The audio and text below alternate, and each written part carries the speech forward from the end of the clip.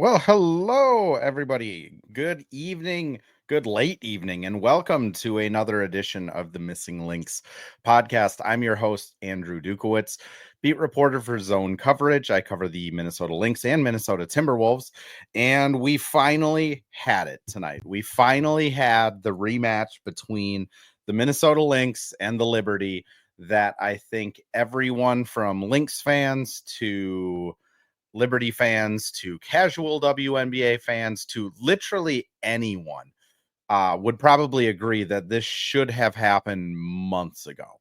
I mean, it was interesting talking to the players over this week, and including Cheryl of just how kind of obnoxious it is that we did not get a finals rematch until July 30th.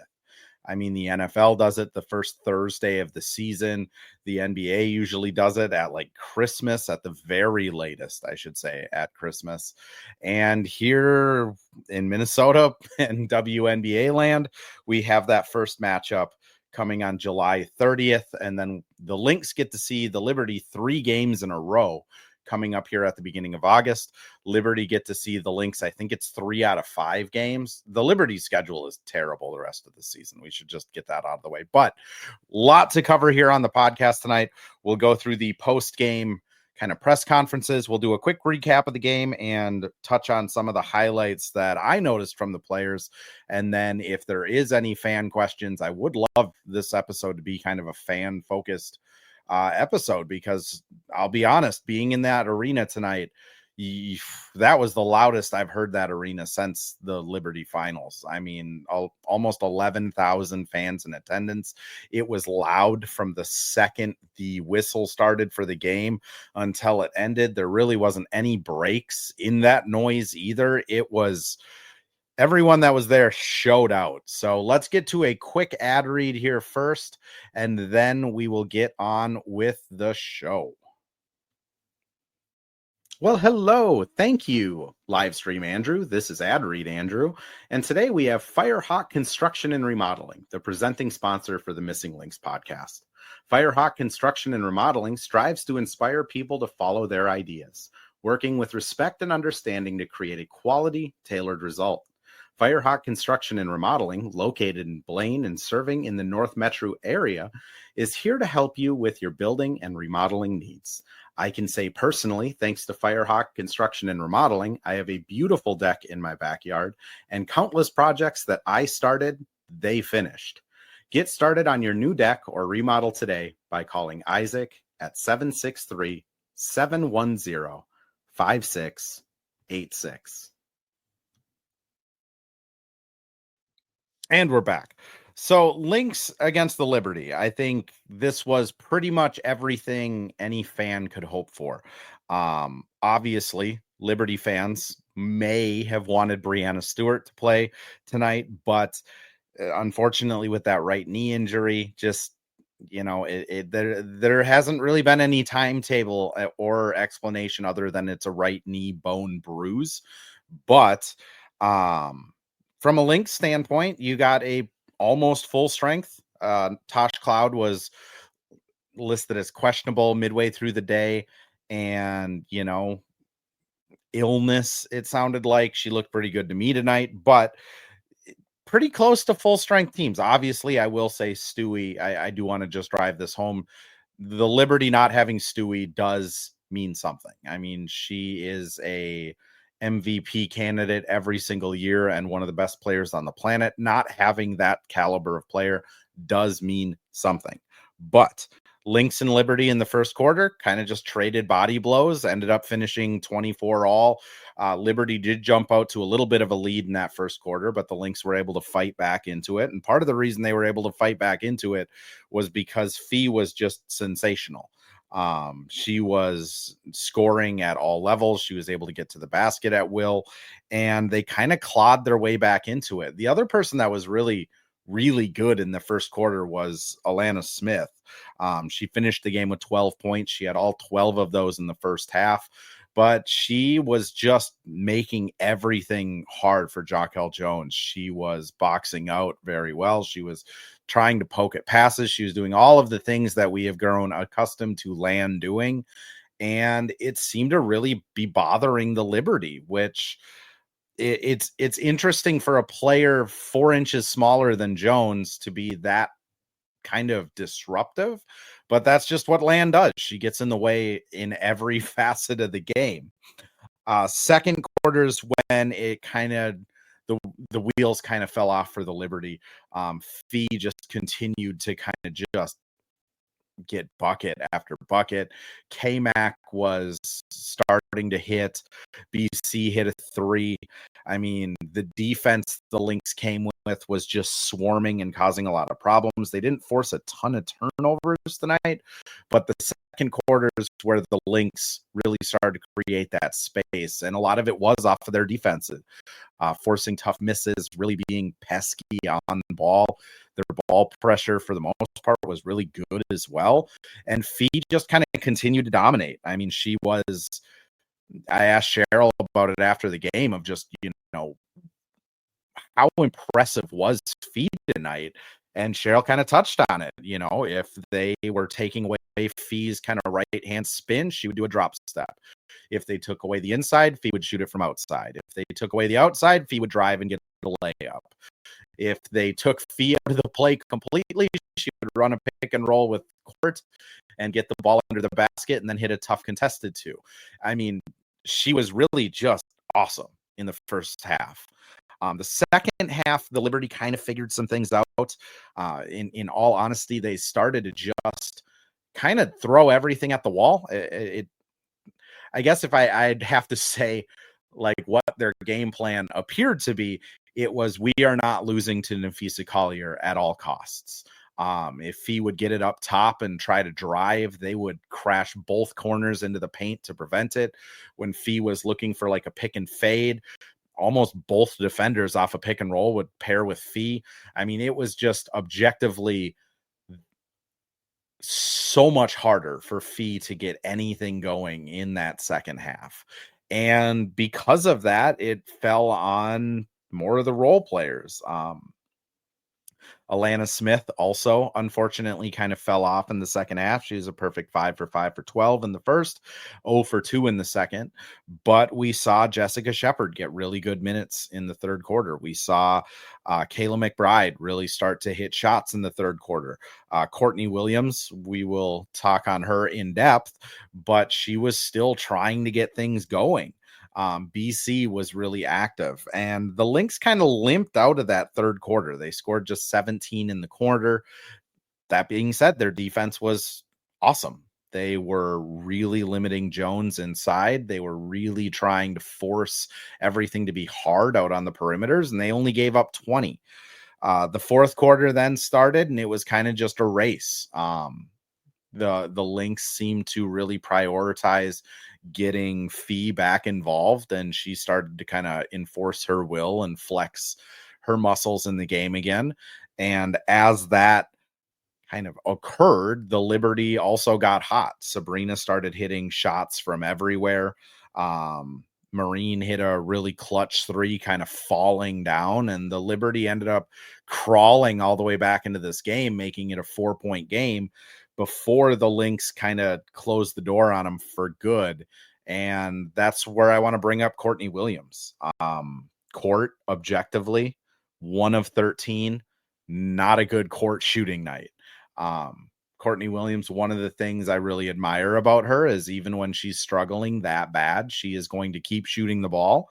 And because she kept shooting the ball, it meant that the Liberty couldn't really just give up on her. A lot of times when you see a point guard struggling that much, they'll kind of go away from the pull-up shots and the shots behind screens, and it makes it really easy to guard, because if you know they're not going to pull up from behind a screen, why would you guard them behind a screen? Then you just double Fee. You follow Lan on the 3-point line or to the basket on her screens. And Court didn't give up on that. The other thing that she did that was just remarkable is 13 assists to 1 turnover. And with how high Courtney's usage rate is, she played 32 and a half minutes, and to have 1 turnover is just insane, especially when your shot isn't falling and you're kind of still tasked to make every right decision. She made every right decision. So few minutes left in the game. Lynx were up by 4 or 6. I believe it was 4.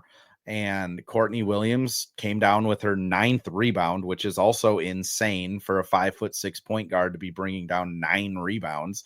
But she got the rebound, got fouled, went to the free throw line, and just sunk them both. And again, you're 1 for 13 shooting.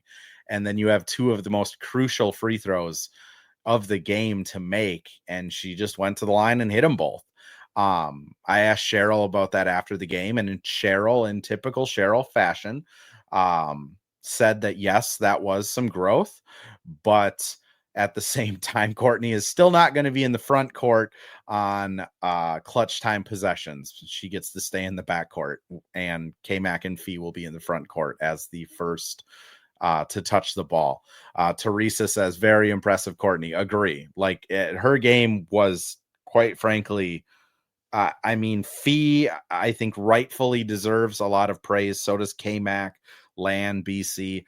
But Courtney's game is right up there to me as one of the most impressive games that I can remember this season. I mean, the timeliness of her hitting those free throws and just how well she was distributing the ball is just, it'll probably be forgotten about. This will be just another game on the schedule, but it'll be notable for me. Moving on, Fee, we've talked about quite a bit, but 30 points plus 12 overall, 9 rebounds, 2 assists. She did get a 10th rebound, but they took it away from her on the official stat sheet. I'll be interested to see if that actually stays the case or if she will get that rebound back by the time I wake up tomorrow. But 30 points. And I mean, again, we talked about, Fee was really making her presence felt. She only shot 16 times, which it felt like she was more involved than just 16 shot attempts, but really that's all she took. 16 shots, 30 points. It's mind-blowing how efficient she is. And then, you factor in that she really didn't make a mistake the entire game. She had a couple kind of tough turnovers, but both of them for, again, 34 and a half minutes, and her usage forgivable, I would say. I'm not going to hold them against her. 3 blocked shots as well. She had a couple possessions where Jonquel Jones really tried to move her and kind of failed in it. I mean, naturally she did get cooked a couple times as well, but that's what's going to happen when you're giving up that type of size. And Fee just made everything tough for every Liberty player that she could. I think the most impressive thing from Fee was after the game, we asked her, was there a concerted effort to get you the ball more? And Fee just said, like, I don't think so. I feel like we ran the same plays. And then she made a comment that she kind of blacks out during games. And K-Mac bursted out laughing and was like, no, we were trying to get the ball to Fee every time, because 11 of 16 is unreal efficiency, especially given that for the entire second half, the Liberty were throwing everything they could to slow her down, and it slowed her down for about a half a quarter before she figured it out. K-Mac, also, we should talk about 5 of 9 for 3. She finished with 24 points, also had 5 assists, 3 rebounds. And we talked about K-Mac on the last podcast of just kind of crazy that how she was missing shots. I kind of speculated maybe it was fatigue or tired, or if there was something injury related going on. All of that speculation was for naught. She went 8 for 14, 5 of 9 from 3, looked locked in from the jump. She was aggressive getting to the basket. She looked normal K-Mac, and it's almost something that we can kind of take for granted sometimes. I think that K-Mac is on this team. And if she played on a lot of different teams, if any other team, I would argue, maybe outside of New York, she'd probably be scoring 20 to 25 points every single night. I mean, she is that gifted of a scorer. And with the Lynx, she kind of just picks her spots of like, this is a game I need to show up and be big in. And she did just that tonight. Lan, we spoke on defensively. Awesome offensively. Great first half. Second half, I'm going to be honest, she didn't play as many minutes in the second half. She took a couple pretty tough elbows and also a really tough fall in the third quarter.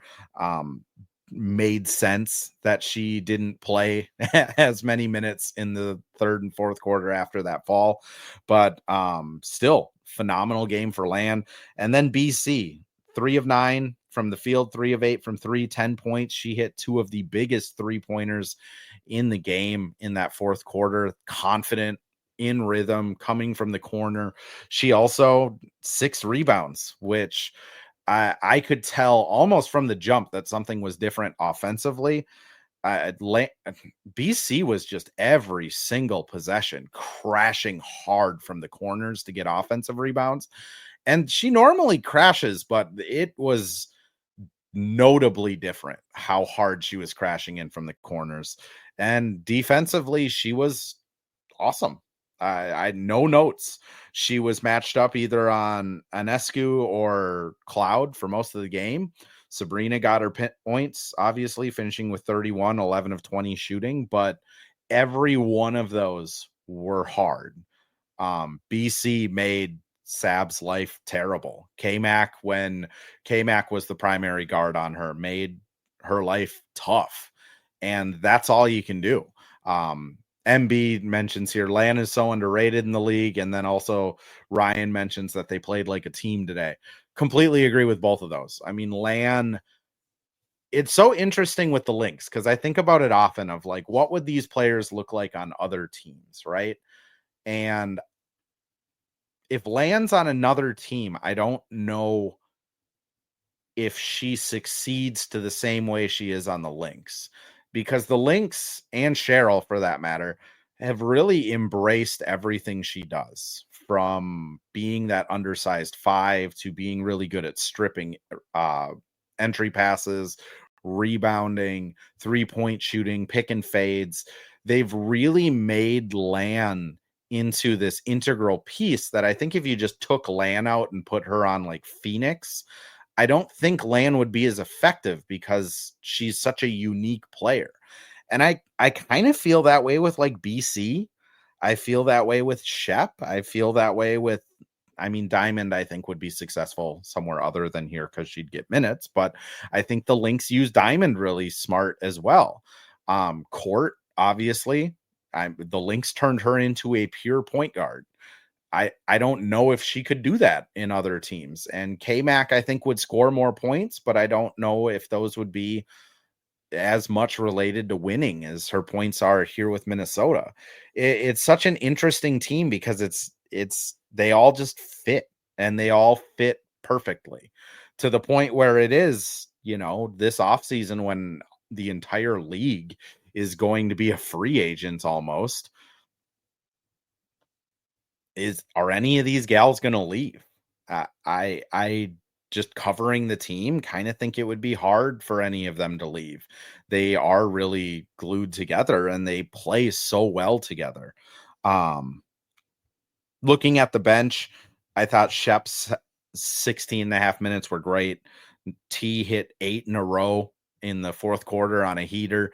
That was awesome. T hitting back-to-back threes is just, it's so weird with T because she's such a historically great 3-point shooter, but she's been really up and down with the Lynx, and being able to see those two go in, I'm sure felt great. And Diamond gave them 4 minutes of honestly really good basketball, got a steal, held her own. I think everybody, when they saw Diamond checking in, maybe held their breath a little bit of like, oof, this is a big moment for Diamond, but Diamond came through. Ben in the chat here on X notes that Fee is shooting 73% from the field in her last 2 games. Yeah, it checks out. Her efficiency is insane. It's just unreal how she is being guarded like an MVP. The teams are not allowing her to shoot 73%.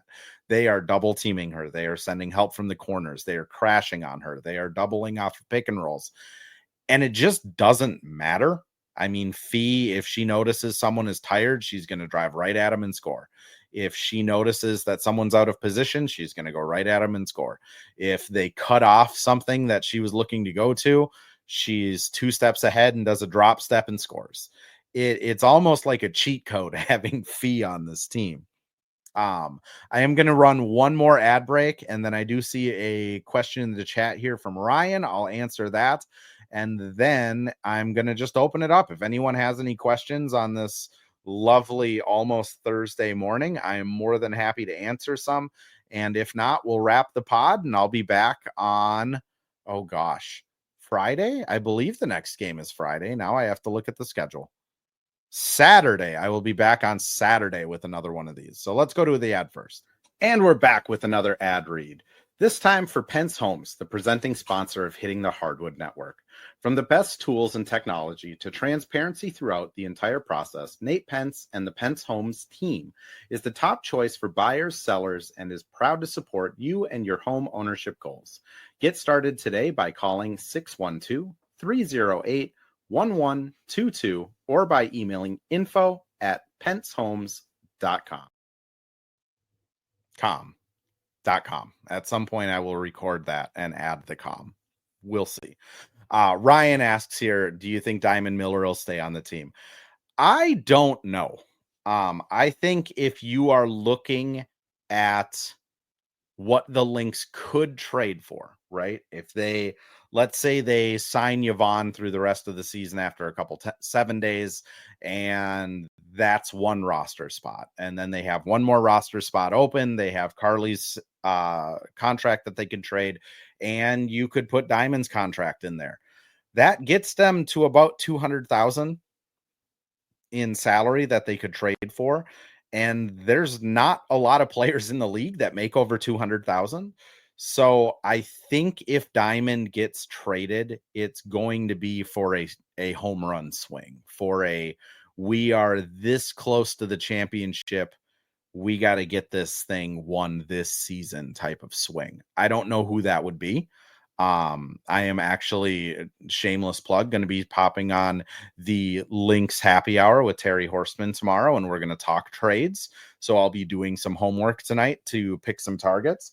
But I think that would be the way that Diamond's not on this team, is to be put together with Carly to make a salary match, add in a pick or two, and then take a huge swing.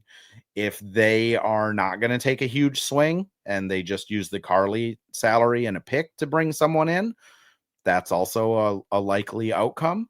But I do think they're still going to be doing something. I don't think this team is 100% satisfied with their depth right now. That being said, this is a Lynx team that it's going to be tricky to trade somebody. I think, last year when they went out and got Maisha Hines-Allen, you could look at the players that went out in that deal and they didn't really have a role. They were kind of new to the team. No one was really like an established, has been here for 2 years or is getting major minutes type of player. So it was kind of just a, let's trade out, the remnants we got back from the Chicago deal, a pick, and bring Hines-Allen in.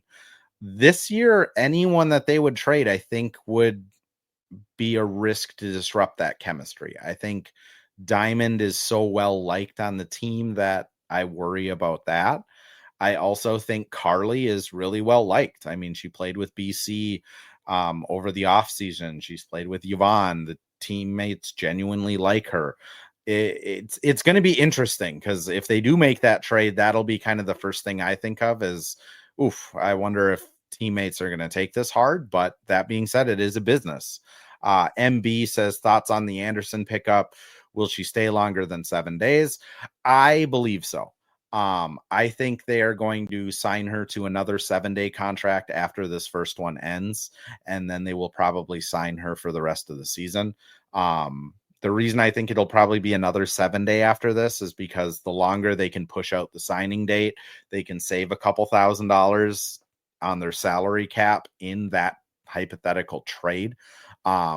Yvonne at practice today, I mean, she has a personal connection to almost everyone on the Lynx. She's played with Fee, she's played with KMAC, she's played with BC, she's played against Land, she's played against Shepherd, she's played with Carly, and she was actually in town. She was actually in town when she got the call from Cheryl to talk about a contract, and she was in town visiting KMAC, who is one of her like actual friends outside of playing basketball. She said she also really likes Carly. She has like a friendship with Fee. I think it makes a lot of sense for her to be added in. She's also played with Courtney and T, both of them when they were in Connecticut overlap, or all three of them when they were in Connecticut overlapped.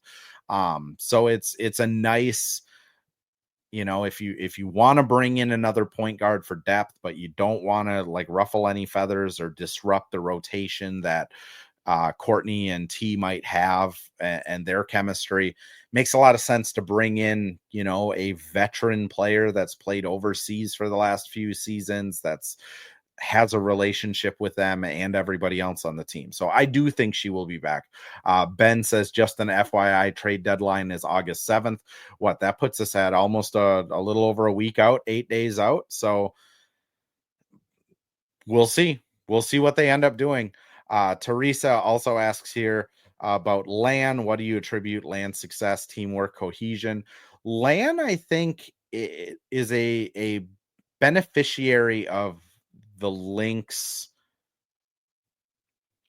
analytics, and follow me through on this. I think Lan showed a lot of these signs in Chicago and in some of her other stops, but really Cheryl, I remember when they signed her and the media day press conferences said something to the effect of like, we really see an upward trend with Lan, and she does a lot of things that we value. And she mentioned like her deflections per game and her ability to kind of move the ball and low turnovers. And I think Lan benefited most from Cheryl just seeing her as kind of a raw talent and some of these trends, and then saying, here's the perfect situation next to Fee.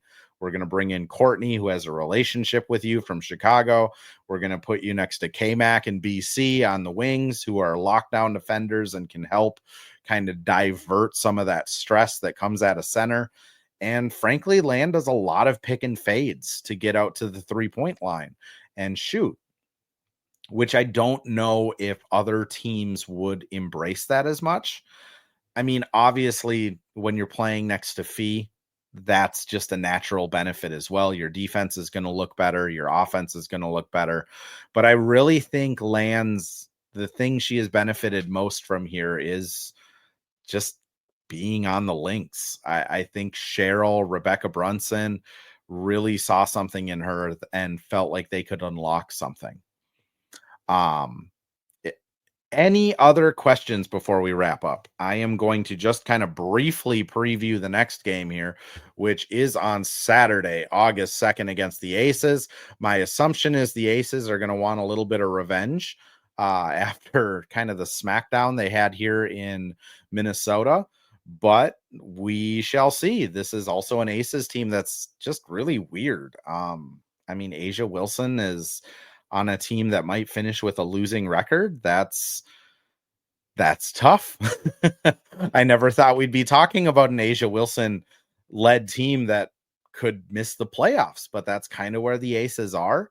Again, it's going to be in Vegas, so I would assume they are going to give a much bigger punch back at the Lynx this next game, but it's the WNBA. Who knows? And the Lynx, if there's one thing I've kind of learned from covering them the last 2 years, is they usually rise to the occasion. So if there is some doubt that they are going to show up, they're probably going to show up. And I think they understand that they are kind of the hunted the rest of the season.